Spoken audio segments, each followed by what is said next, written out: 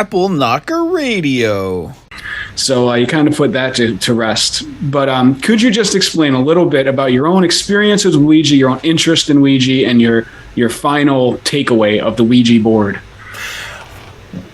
Ouija has such a haunting mythology. When I was a kid growing up in Queens in the 1970s, you say the word Ouija board and everybody's blood would go cold. And a lot of people had authentically creepy stories about the Ouija board. There's an Academy-nominated documentary director who I know who told me just blood-curdling stories about her use of the Ouija board when she was a little kid and how she and a friend used to huddle in this dark bathroom in the friend's house, and they contacted a young girl named Candlin who had died in a fire in the 19th century, and that they became very engrossed in these daily after-school readings over the Ouija board. And everyone of a certain age seems to have creepy stories about the Ouija board. And I was always just fascinated at how some object that was a carryover from the age of spiritualism or talking to the dead in the United States in the mid to late 19th century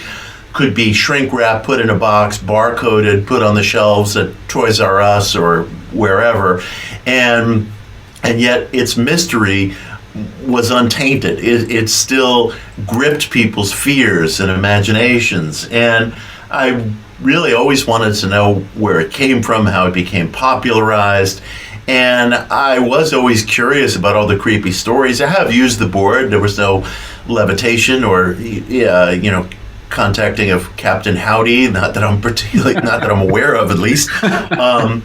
And people do, of course, have strange and remarkable experiences. The Pulitzer-winning poet who wrote "Changing Light at Sandover," his name is escaping me at the moment, but he vowed that his greatest works were channeled through a Ouija board, and that this was an absolutely real experience that he and his partner had every night for almost 20 years. They would sit down and use a homemade Ouija board to connect with this ancient Greek Jewish figure named Ephraim, and the poet. I can't believe his name is escaping me. You'd recognize it in an instant. Do you remember it?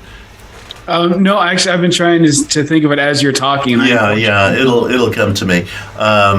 Here, since we're online, I'm just going to go ahead and look it up. I have the book right behind me. Let's see. Changing Light at Sandover. James Merrill. Okay. I was just blanking on the name. And his father was one of the co-founders of the brokerage firm Merrill Lynch.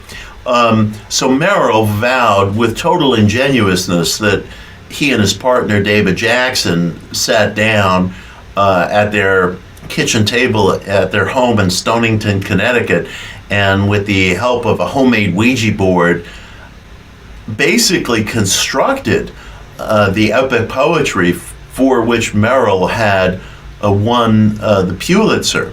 And a lot of critics dismissed Merrill's stories as just theater, with the exception of, one of the rare exceptions of the literary critic Harold Bloom, who was a big influence on me. And Bloom referred to the book as an occult splendor and took very seriously Merrill and Jackson's story. And Merrill, in response to a question from an interviewer, at one point said, look, let's say there's no supernatural quality to the board. Let's just say that the board is channeling the innards of your own psyche. Well, in such a case, how extraordinary the mediums become. What are the strange byways and dark pathways of the psyche that go unacknowledged? And for a poet and a man of letters of the caliber of Merrill, whatever was unlocked produced the poetry that made him famous, made him read all over the world. And Changing Light at Sandover is,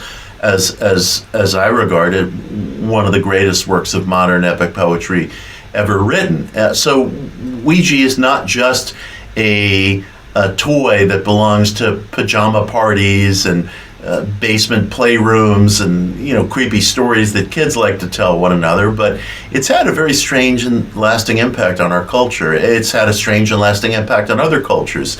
In the nation of Vietnam today, the third largest religion following Buddhism and Catholicism is Cao Daism. Cao Daism is a Vietnamese term for religion of the high palace. And in the 1920s, the religion of Cao Daism was founded through a Ouija board. One of its founding patron saints is none other than the French novelist Victor Hugo, himself a habitué of seances.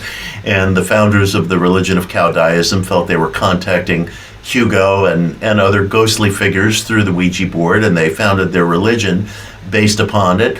Most Americans are unaware that, in fact, the Cao Daist movement maintained its own private militia, and they first sided with the French in their conflict with the Viet Cong, and then later sided with the Americans during the Vietnam War.